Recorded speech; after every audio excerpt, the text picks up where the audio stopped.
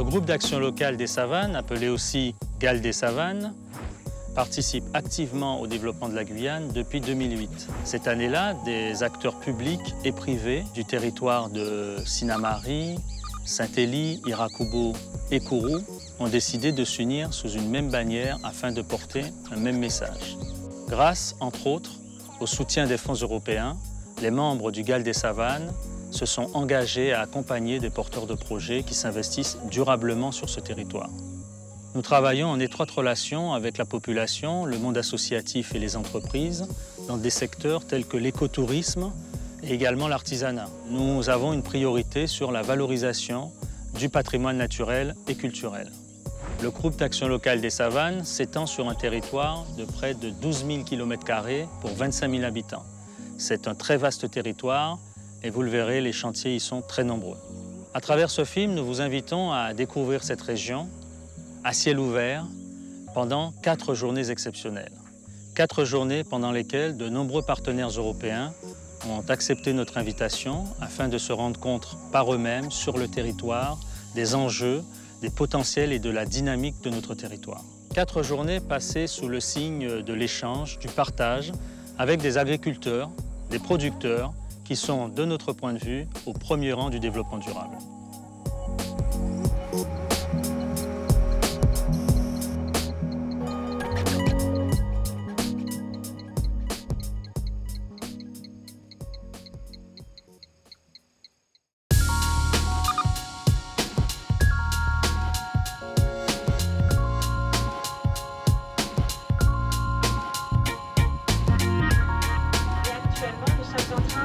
D'assembler la TV. La TV, c'est le cargo fret qui On sent bien que c'est vraiment un lieu très riche au niveau de la faune et de la flore, qui est remarquable dans le monde. Moi, j'avais 60 cm de neige à la maison. Et qu'ici, j'ai quitté un pays blanc pour un pays vert. Je m'attendais à un pays, enfin, je sais pas, plus construit, enfin, on va dire en habitation. Et puis on voit toute cette forêt, enfin, c'est assez impressionnant. Il me tardait de venir parce que c'est un pays que je trouve agréable. Ce qui m'a étonné, effectivement, la verdoyance des paysages, la planimétrie, mais aussi, quelque part, le manque de terres cultivées. Je ne connais pas et j'attends des journées suivantes pour savoir les raisons de ces friches agricoles. Le centre spatial de Kourou, effectivement, on le voit à la télévision dès qu'il y a des décollages, et puis on voit aussi la Guyane de temps en temps, mais effectivement, je pourrais dire que c'est impressionnant. Voilà, c'est tout des structures énormes. On sent que l'impact sur tout l'environnement de la Guyane doit être très important. Ça amène bien sûr une économie, mais ça amène aussi, je pense, de l'échange humain important. Un exemple aussi d'échanges internationaux, un peu comme nous, entre producteurs, à l'occasion de ces marchés. Et là aussi, on voit qu'il y a une intelligence de plusieurs pays qui s'est réunie pour arriver à faire quelque chose qui soit à la hauteur, je dirais, du monde entier, hein, parce qu'on est concurrentiel avec des grosses puissances.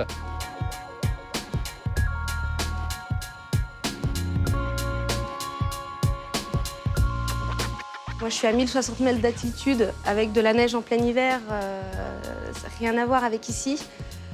Mais par contre, il y a beaucoup de choses à apprendre, d'échanges et de choses à voir, notamment sur tout ce qui est culture traditionnelle et en agriculture biologique. De voir un peu les méthodes culturelles, de voir le matériel qui est utilisé, comment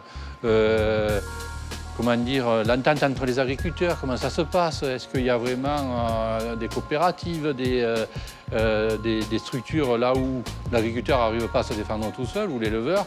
Est-ce qu'il y a des ententes entre eux pour évoluer et faire à la place du privé des choses qu'on peut faire peut-être certainement mieux nous? C'est vrai qu'on sera intéressé par cette valorisation en circuit court de la viande. Et c'est vrai qu'on voit émerger des plateformes de commercialisation par Internet. Et pour les circuits courts, ça peut être un support intéressant. Le but, ce serait de proposer des produits de chaque producteur, de chaque pays. Voilà, donc on est en cours. Un petit site Internet s'est mis en place aussi à l'échelle de la Haute-Loire, voilà, terroir de Haute-Loire, voilà, qui propose également des produits en direct des producteurs. Voilà, tout ça pour la commercialisation Internet, qui est certainement l'avenir.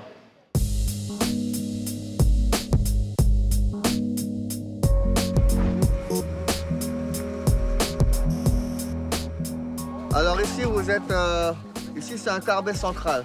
Vous venez voir, on voit. Il explose quand il est trop fait remonter l'extérieur.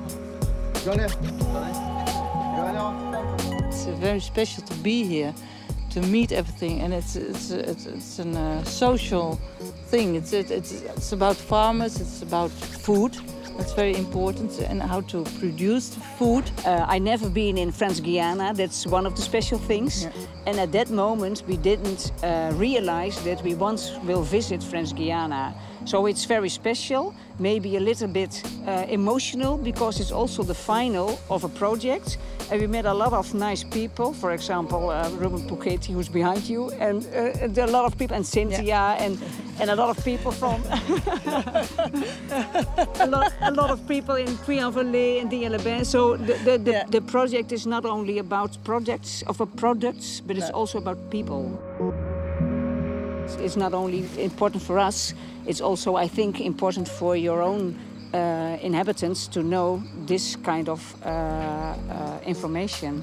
And for me, I became very curious to see the former places where these people lived. Our country is a little bit too far away from the authentic way of producing things. So that's what the reason is, local products. We are very good in producing a lot of products and also in exports. But I think we're not so good in be proud of our authentic products. So that's the main reason to start this project 3 years ago. On n'a pas de circulant, voilà un problème qui ne se pose pas ici. Et en tout cas, même quand nous avons des supermarchés qui ne sont pas des hypermarchés, la conciliation entre les deux se fait, puisque ces supermarchés accueillent dans leurs bâtiments des producteurs qui vendent pour leur propre compte. Ils découvrent qu'il y a beaucoup de produits locaux qui sont faits par l'habitant et que, en fait, pour nous, il s'agit de coordonner, peut-être d'avoir très certainement un marketing territorial, des labels, de façon à pouvoir accompagner vraiment ce développement des produits qui existent déjà. Nous sommes à la fois français européens, mais également amazoniens. Je rappelle que c'est bien sur notre territoire que nous avons encore des populations autochtones d'origine, amérindiennes et bushlingués, et que sur la scène internationale et européenne, la Guyane aujourd'hui doit prendre toute sa visibilité parce que dans le domaine du développement durable, nous avons au contraire à apporter.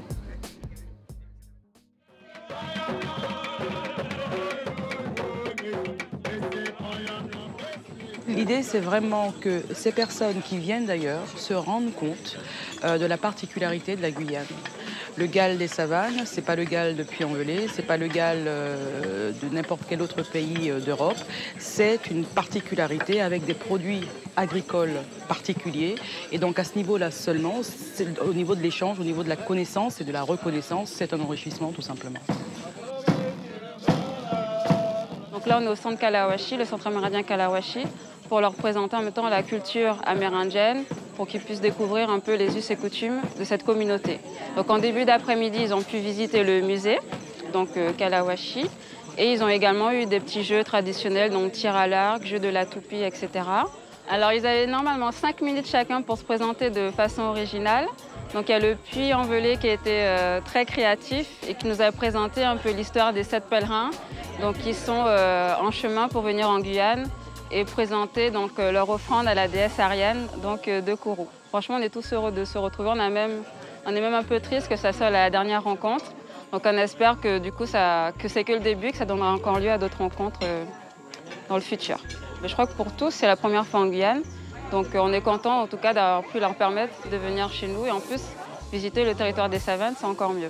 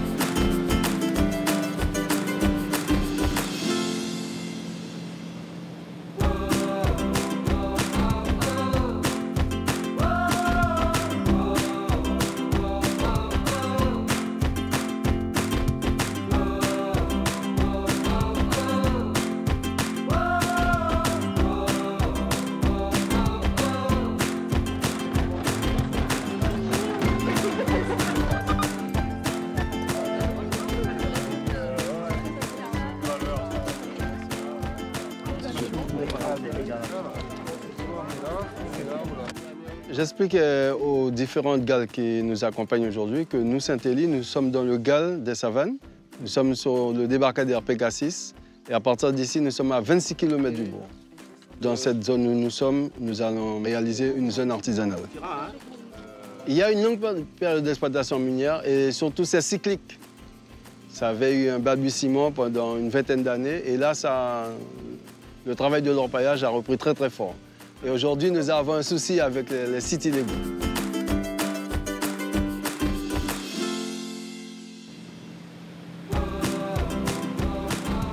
Une zone littorale où il y a effectivement l'essentiel des activités et de la population, et puis toute une grande partie du territoire qui n'est pas occupée par l'homme et qui n'est pas valorisé forcément économiquement. C'est un trait qui saute aux yeux quand on arrive effectivement en Guyane. On voit qu'il y a un problème d'handicap naturel qui pose aussi quelques soucis au niveau du désenclavement et qui peut avoir aussi des contraintes sur la vie sociale des hommes sur un territoire.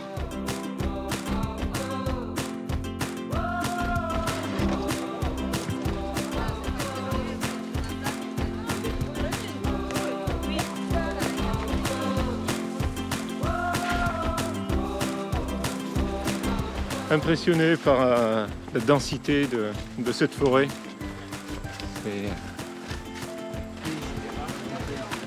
C'est magnifique.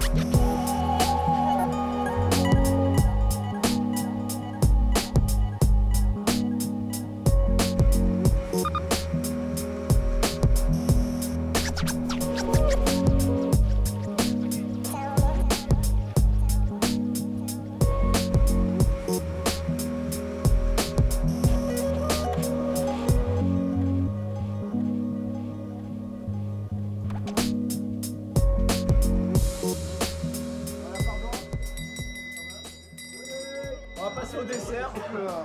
Alors, faut que je choisisse quelqu'un, c'est ça? Demoiselle, non? Désolé. La mademoiselle, on va les faire manger. Là, mais t'as de la chance, alors.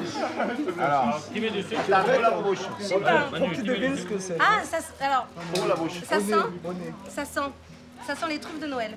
Bon, bien, c'est une bonne formule. Tiens, dans les doigts. Alors il m'a fait découvrir le chocolat qu'il fait, chocolat qui est fait ici en Guyane avec des morceaux de fèves de cacao. J'ai reconnu tout de suite. Non, c'est du chocolat, c'est du bon chocolat. La réaction, elle a été positive, hein, je veux dire, on a un cacao artisanal, plein d'arômes, pas trop sucré, pas trop amer, donc équilibré en goût. Un produit régional enfin, artisanal, fabriqué en Guyane. C'est un chocolat comme je l'aime, tout simplement. Moi, c'est vrai que j'ai l'habitude de manger du chocolat noir en agriculture biologique. Je suis assez difficile sur le chocolat et j'aime bien qu'il soit bon. Et j'ai pas été trop dépaysée parce que c'est un vrai chocolat qui est bon et que j'ai beaucoup aimé. Donc Marion, apparemment, elle a été séduite, hein, ça fait partie du pouvoir du chocolat. Je suis productrice de lentilles et je m'amuse à la faire autrement que juste en lentilles salées. Donc c'est le principe d'une pâte de fruits, sauf que la lentille n'est pas un fruit, donc c'est une pâte de légumes. C'est une pâte de fruits à la lentille, donc c'est une recette sucrée. Je pense que Olivier ne va absolument pas deviner. C'est pas possible. Donc là, tu as une cuillère, et dans la cuillère, tu vas... Alors fais attention parce que ça bouge un petit peu. Et lève pas trop haut. Alors. Attendez. Si je devais te donner quelques mots pour décrire cette pâte de lentilles, ce serait fondant et surprenant. Olivier a réagi exactement comme je m'y attendais. Il n'a pas trouvé, il n'a même pas trouvé un début du goût de la lentille parce que la lentille en sucré change vraiment. Des lentilles pas salées pour une fois, nous en Guyane on connaît les lentilles que salées. Du coup j'ai découvert un nouveau goût. Même en Haute-Loire où les gens font de la lentille, ils n'ont pas l'habitude de ce goût-là. Et donc c'était sûr qu'ici il ne trouverait pas. Donc le pauvre, je savais que je le menais à l'échec et à donner sa langue au chat. Dans la texture, je la trouve intéressante parce que du coup, moi, je suis dans des produits sucrés. Et cette texture, je la vois très bien dans un bonbon de chocolat fourré avec cette pâte de lentilles sucrées. Ça, c'est un fromage de chèvre. Fromage de chèvre.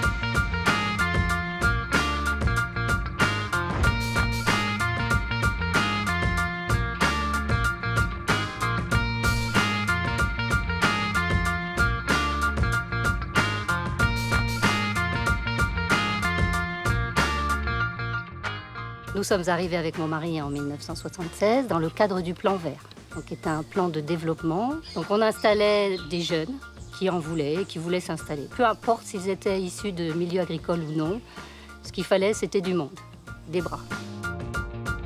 On s'est installé, c'était de la forêt ici. On a tout défriché en 76, 77, 78 et on a installé un élevage bovin. La ferme s'est agrandie jusqu'en 1982 pour atteindre une surface totale de 180 hectares. On s'aperçoit de la masse de travail qui a dû être nécessaire pour s'accaparer de toutes les réalités et techniques locales.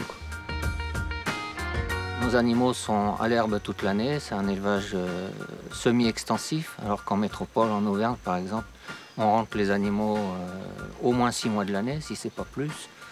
On est obligé d'affourager, ce que nous on fait pas, et on a un élevage qui est naturel, quoi. La difficulté, c'est un peu l'éloignement, puisqu'on s'aperçoit que dès lors qu'il faut faire appel à des services ou des intrants extérieurs, c'est très coûteux, c'est long parce que c'est pas sur place. D'où la nécessité de vraiment travailler en symbiose avec son territoire. Notre cheptel est très bien adapté aux conditions. Donc, le zébu brahman, c'est un animal qui est originaire du sud de l'Inde. Et le buffle, lui, vient du sud-est asiatique. Alors, le buffle, c'est vraiment l'animal qui était fait pour l'élevage bio en Guyane. Le fait de s'installer en Guyane présente beaucoup de contraintes qui ne vont pas être techniques, parce qu'en fait, un éleveur peut s'adapter facilement. Par contre, au niveau accès au foncier, c'est assez compliqué. C'est même un parcours du combattant. Il y a un avantage, c'est que le marché est très ouvert, donc on n'a vraiment aucune difficulté à vendre nos productions.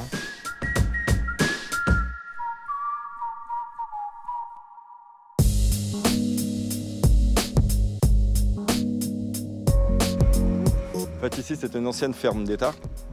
J'ai une attribution de 200 hectares où je prépare une trentaine d'hectares pour le parcours des truies et de la production de manioc. En bovin, j'ai une cinquantaine de mères. En truie, j'ai une dizaine. Et puis en manioc, je suis à 15 et 20 hectares. J'ai toujours élevé du porc à la façon traditionnelle, parce que j'ai été élevé par mes grands-parents qui faisaient du porc traditionnel en pleine liberté. J'aime le cochon, c'est la viande que je préfère. Il y a comme une symbiose entre nous, en fait, entre les cochons et moi. Et c'est ce qui fait que j'ai quand même gardé la façon de faire des grands-parents en modernisant en fait, la conduite. C'est juste la conduite que je change. En Auvergne ou autre, ils ont la châtaigne et tout. Moi, j'ai les noix de coco, j'ai les awaras, j'ai tous nos palmiers bâches. Puis voilà, c'est ce qui fait la différence de la viande et tout ça, quoi. C'est une pratique qui n'est pas la même que notre. Je pense que je suis peut-être le seul en Guyane à le faire. Je suis déjà en rupture de stock. Donc les cochons qui sont là, ils sont déjà partis. Je fais de la vente directe et sur pied. Ça veut dire que le cochon part entier, vivant chez le particulier. Et après, ils font ce qu'ils veulent avec. In Holland, we have more bigger farms with pigs, maybe 3,000 farms, of 3,000 pigs. And they smell and they only live inside. And here the pigs live outside and they live under the trees and they're looking nice. So it's a beautiful place and it's a nice atmosphere. So it's much better for the animals than in our country. I'd like the sausages very much. It's delicious. I'm not hungry, but I take at least 2 pieces because it's so delicious. Dès que j'ai goûté la saucisse, on a goûté la saucisse, premier coup, j'ai eu l'impression c'était extra. Bon, c'est quelque chose que j'ai jamais goûté. Que vous faites des cuissons ici fermées, que nous, là-bas, on fait des barbecues, c'est toujours ouvert, ça nous sèche la viande. Que là, en fermant le barbecue, ça, tout le fondant reste. Bon, ici, je sais que ça se mange épimenté. Mais je trouve qu'il y en a un peu trop. Mais sinon, au niveau goût, c'est gustatif. For some people, it can be too spicy. But I think if the people know the place behind the meat, behind the sauces, and they can see what kind of situation Jean-Louis is producing, then it should be a good thing to eat in Holland also.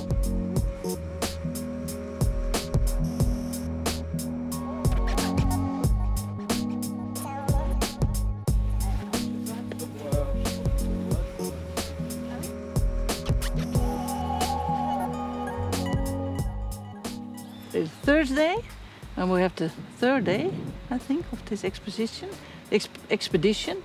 And I'm writing all my experience, what I see, what I've learned, what I can take home, because I'm working with farmers, and I want to say I've seen this and I have seen that, and maybe you can use something of the knowledge I've seen here. And I always see that it's very hard working here.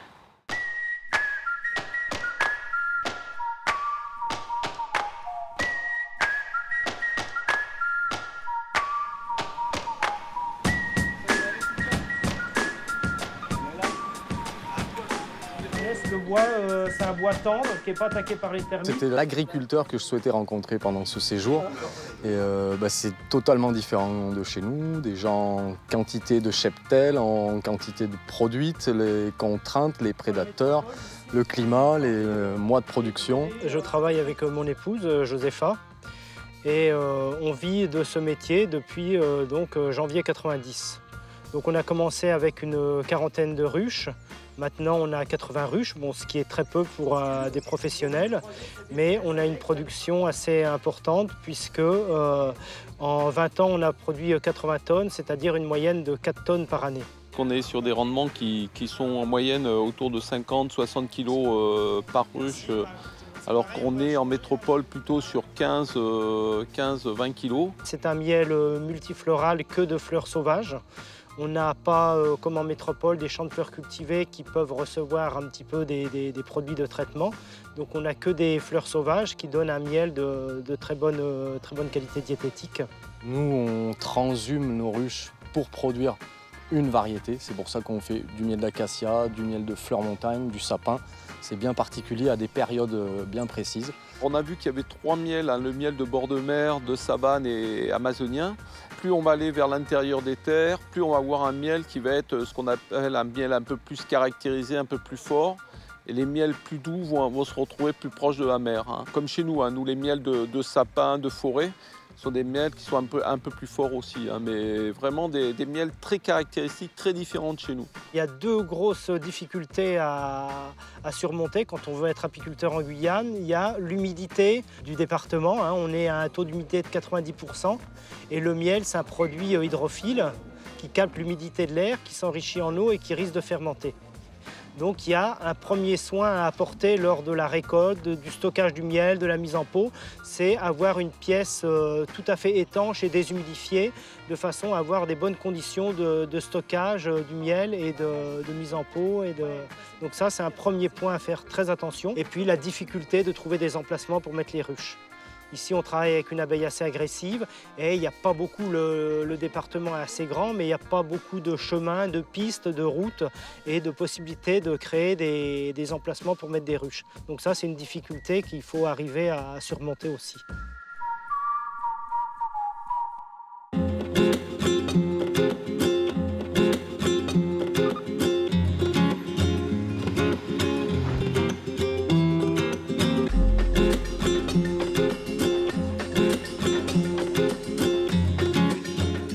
suis en bio depuis 1978. Je considérais que le bio, s'il est vrai et s'il est viable, il doit être universel. C'est-à-dire que ce n'est pas dans une certaine zone où on peut faire du bio. On doit pouvoir le faire partout.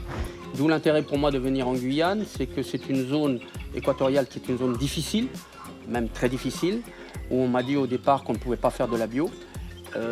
Ça fait maintenant 10 ans que je suis là et on fait de la bio, il n'y a pas de problème, on arrive à la faire. C'est un petit peu plus difficile, il faut s'adapter, mais la difficulté vient surtout de notre ignorance. On n'a pas les accompagnements, la recherche n'a pas été dans ce sens-là.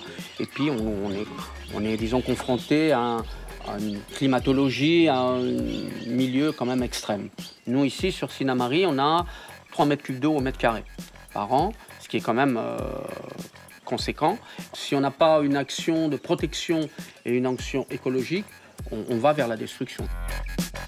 Quand on reprend souvent une exploitation, que ce soit en France ou ailleurs, on reprend derrière déjà des générations de personnes qui ont travaillé avant vous. Ici, je ne pourrais plus incriminer les erreurs dues à mon prédécesseur. S'il y a des erreurs qui sont commises, c'est moi qui les commets.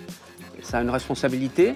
Et c'est un engagement beaucoup plus profond. C'est-à-dire qu'on est obligé de réfléchir beaucoup plus à ce qu'on fait en termes écologiques pour ne pas avoir un effet négatif et un impact négatif sur son environnement. On commence depuis quelques années à aider et à encourager le développement de l'agriculture durable, l'agriculture biologique. Mais jusqu'à présent, tout ce qui a été fait, c'est pour une agriculture dominante, c'est pour une agriculture de productivité qui a créé des excédents. Et c'est ça le problème. Or, ici en Guyane, le problème, il n'est pas d'avoir des excédents. On a déficitaire.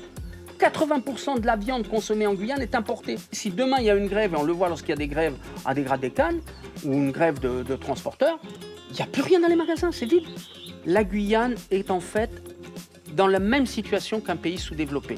Or, pour développer un pays sous-développé, il faut d'abord développer son activité agricole.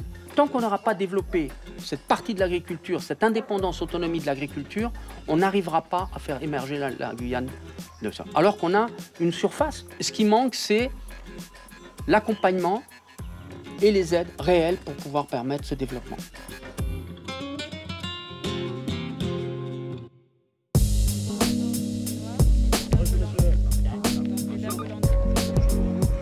Moi, j'ai planté des papayes et des prunes de citron et des bananes.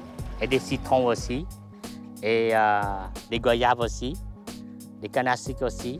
Je suis arrivé ici en 1980. J'ai l'âge de 10 ans. À 86, j'étais parti en métropole et je reviens à 94.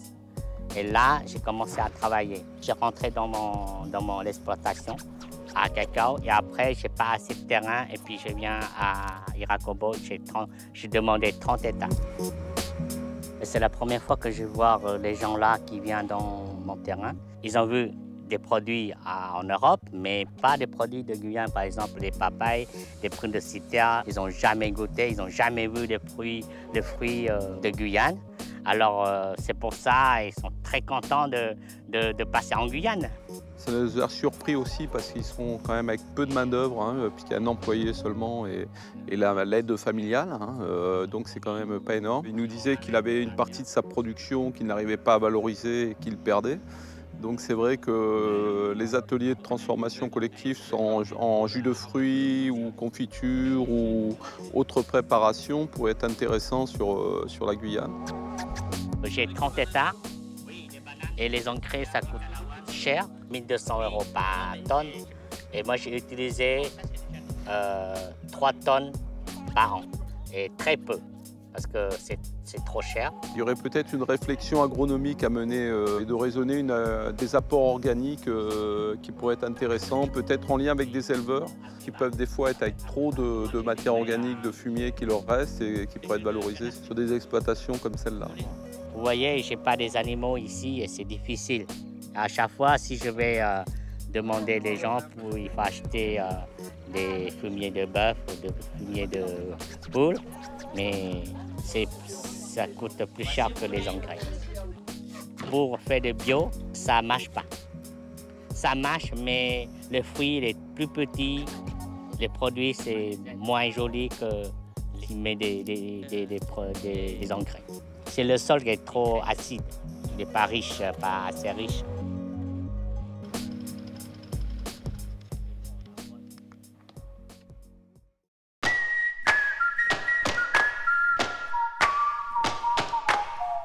Depuis 2007, nous travaillons à souterrain, mais nous avons terrain depuis 86.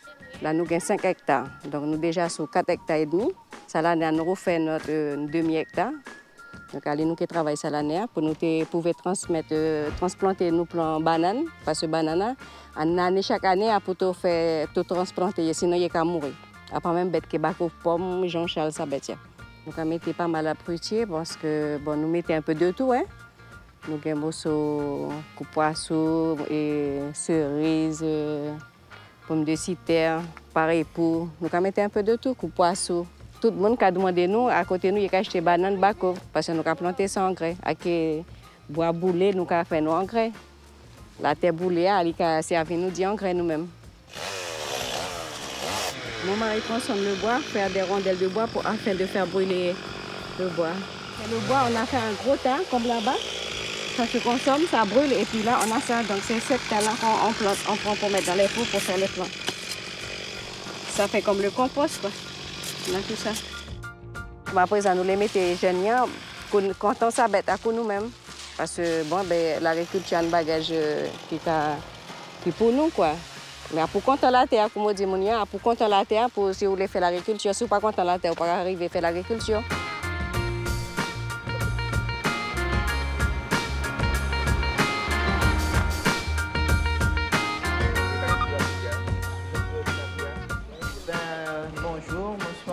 Je suis agricultrice dans les Alpes d'Haute-Provence, agricultrice en bio et je fais des grandes cultures.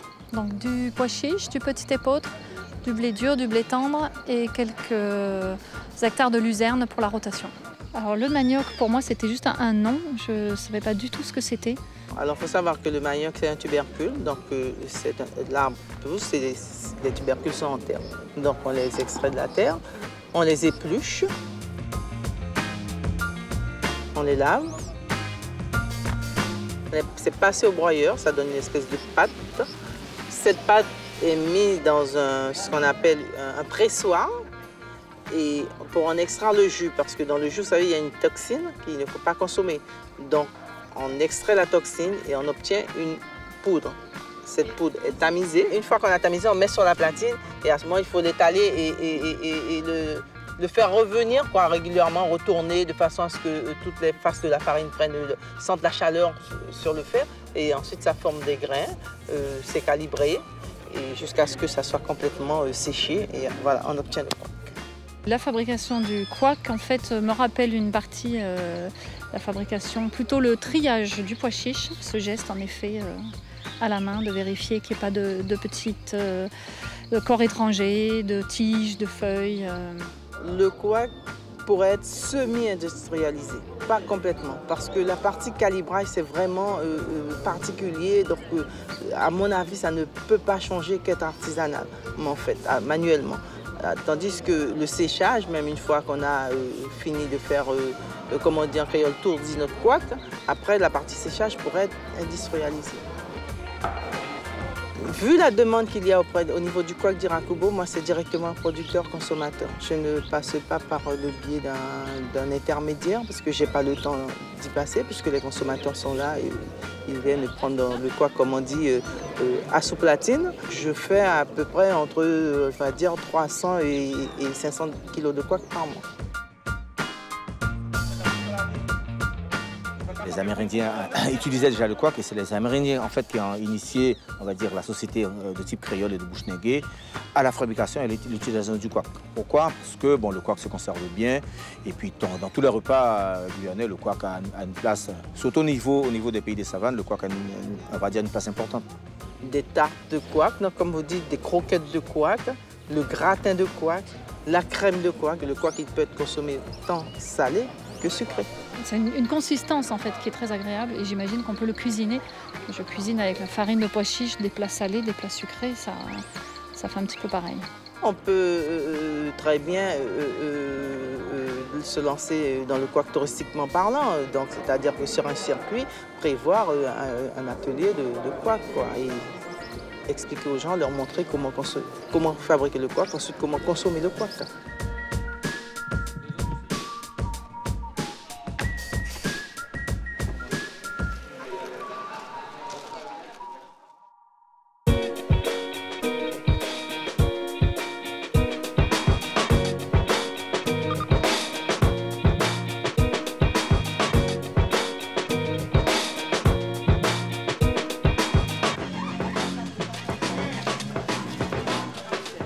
mon étage, on a la coupe à rouge, le filet de mâchoire, le coupia, la loubine, les sardines.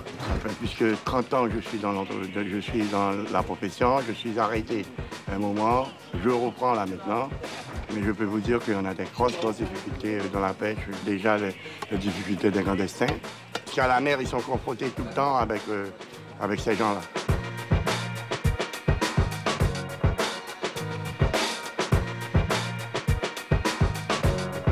La communauté des communes des Savanes, donc c'est le plateau. Donc il regroupe Sinamari, Rakubo, Kourou et Saint-Élie. Donc le choix a été porté sur Sinamari parce que nous avons répondu présent. Cet événement est important, d'échanger un petit peu les produits régionaux de l'Hexagone et aussi de notre territoire. Nous avons besoin de valoriser tous ces produits, de montrer et de démontrer aussi que nous savons faire. Nous avons aussi les moyens et la matière et la manière aussi de faire. Et je demande aussi que ça soit aussi dans la continuité quelque chose d'exemplaire pour toute la Guyane. Première fois que je fais le marché à Sinamari, en plus avec cette animation européenne, cette ouverture internationale, c'est très intéressant.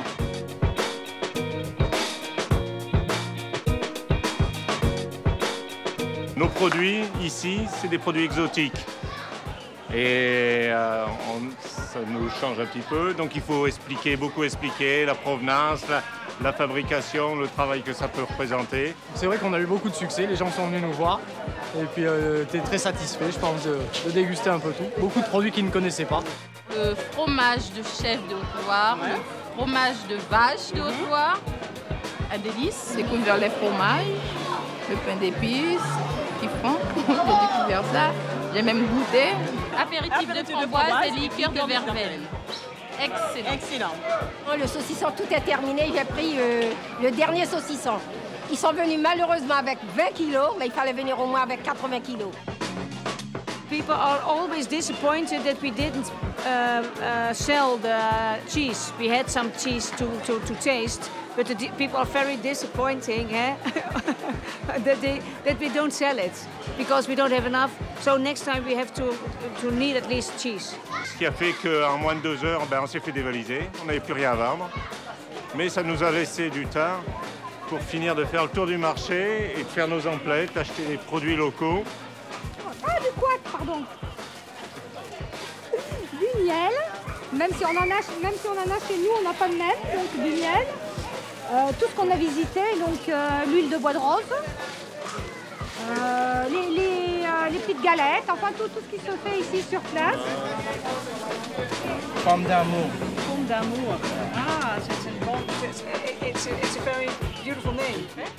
En venant à Sinamari, j'ai vu d'autres produits, des cispas différents, des cassaves aux crevettes, enfin des choses originales. Et ça, c'est vrai que ça mérite de sortir de la commune et d'avoir une ouverture sur toute la Guyane et peut-être ailleurs. Je pense que les produits guyanais ne sont pas suffisamment mis en valeur, à l'extérieur notamment. Ça reste encore sur des événements un peu ponctuels tels que la foire de Paris ou encore le salon du tourisme. Et il devrait y avoir un peu plus de manifestations de ce type, en fait, des foires locales où la Guyane est invitée pour mettre en valeur ses produits sur des territoires en France, par exemple, en France hexagonale. Je suis à Sinamari, je vais un petit peu partout à Cayenne faire les courses et on ne voit pas comme aujourd'hui. Comme aujourd'hui, je ne vois pas le chocolat. Là, tout à l'heure, je vais acheter du chocolat guyanais.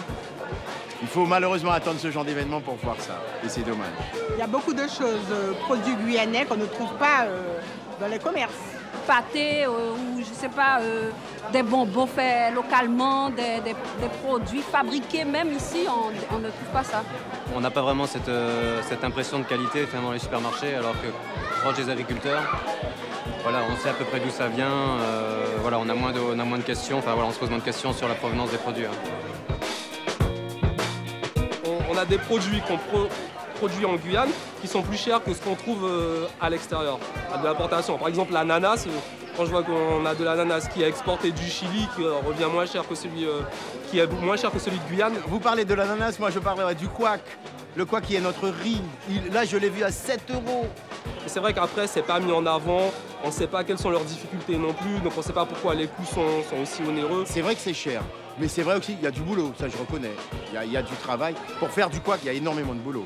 Je pense que c'est à nous de faire l'effort, de payer plus cher pour que les agriculteurs s'en sortent et par-delà, toute l'économie puisse être actionnée de façon positive. En Guyane, nous avons des produits locaux haut de gamme. On va dire ça comme ça.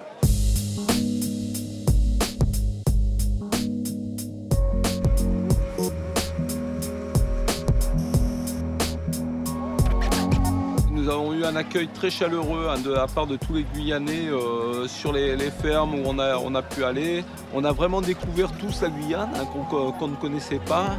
On a vu des paysages, malgré que ce soit la France, qu'on ne connaissait pas du tout. On peut dire qu'on est sur deux continents différents, c'est-à-dire qu'on a vraiment vu des choses qu'on n'était pas habitué à voir, quoi.